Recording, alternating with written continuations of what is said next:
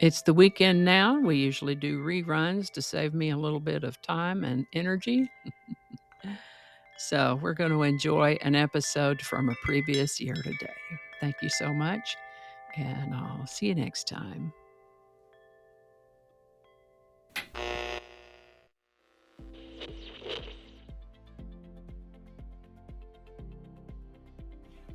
Hi there, and welcome to this day in history for September 21st.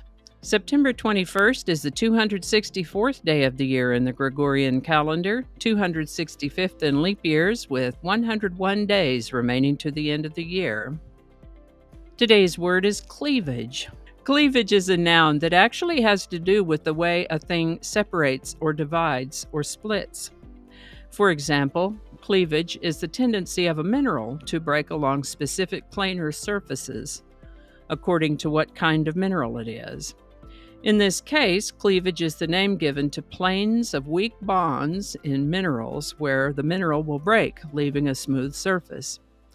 Minerals have a predictable cleavage pattern, whether it's a cleavage in one direction, so that the mineral splits into sheets, like muscovite mica, or cleavage in two directions, like feldspar, cleavage in three directions, where it breaks off into cubes, like halite or salt, or calcite, which breaks into three directions, but at less than 90 degrees, more of a rhombohedral shape. Some minerals' cleavage is indistinct, like quartz. Other than that, cleavage might be the action of cleaving or splitting, whether we're talking about cell division, molecules, atoms, or social classes. Cleavage represents some sort of division that is usually sharp and clearly defined. First known use of the word cleavage is in the early 1800s, cleavage. The word cleavage was requested by one of my viewers. Thank you so much. If you have a word you'd like us to explore in this Word of the Day section, drop it in the comments and we'll take a look at it. And with that, this is the birthday of French-Canadian explorer Louis Joliet, born September 21st, 1645. He did a good bit of exploration and discovery in North America, along with Catholic priest and missionary Father Jacques Marquette. They were the first non-natives to explore and map the upper Mississippi River. The cities of Joliet, Illinois, Joliet, Montana, Joliet, Quebec are named after him. He was in his mid-50s when he died in 1700. The American Revolutionary War broke out in April of 1775. New York City was already an important business center by then, and of course it hadn't grown to its current size, but at the time was contained on the southern part of Manhattan Island. So the American Revolution had been going on by now for almost a year and a half, when on September 20th, 1776, a fire broke out in New York City. This fire got out of hand pretty quickly and burned through the night and into the morning of September 21st. Somewhere between 10 and 25% of the buildings were destroyed by fire, and the ones that hadn't burned were looted and plundered. Everyone, regardless of which side they were on, whether British or American Revolutionary, everyone felt strongly that the other side had started the fire deliberately. While it's certainly possible that someone from one side or the other might have started the Great Fire on purpose, it's just as likely, and perhaps more likely, that the genesis of this particular fire was an accident of some sort, and that wind and wooden roof shingles contributed to the rapid spread and devastation of the 1776 Great Fire of New York. Now, Benedict Arnold, that's a name that has become a synonym for traitor. Seems like Benedict Arnold was kind of a whiny, pouty guy with a sense of entitlement. He felt he'd been bypassed for a promotion and that people had it in for him. But it might simply have been that people didn't quite trust him. He'd been investigated for fraud, mishandling of money. He'd decided he'd get even with George Washington and everyone else by handing West Point over to the British.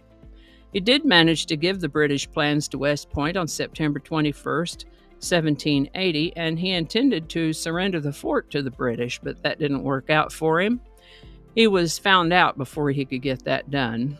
His plot was discovered, his accomplice was captured and executed, He did manage to strike a deal with the British to come over to their side for a sum of money and a promotion.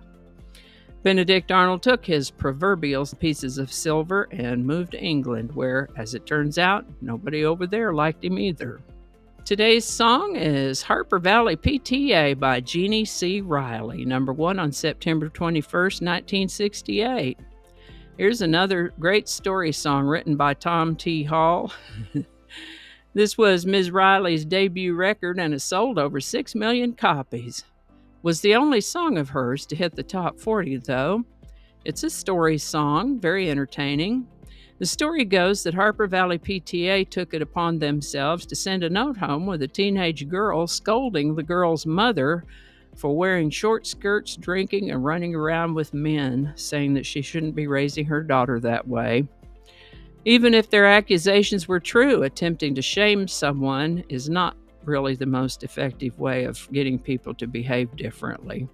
In the long run, the note infuriated the girl's mother, so she went to the next PTA meeting to point out a few little facts that they missed about their own behavior and called them hypocrites. The inspiration for this song came from a similar event that Mr. Hall witnessed in his town of Olive Hill, Kentucky back in the 1940s. Harper Valley PTA by Jeannie C. Riley, number 1, September 21st, 1968. Link in the description. Thank you so much for watching, and we'll see you next time. And I think that's going to do it for us today. Thank you so much for watching. Consider subscribing if you haven't already. Feel free to share this video with the link in your email, messaging, or social media.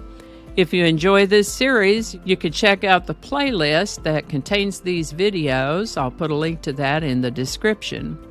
That description lives on YouTube, so for other platforms, I'll include a link to my blog page called No Really.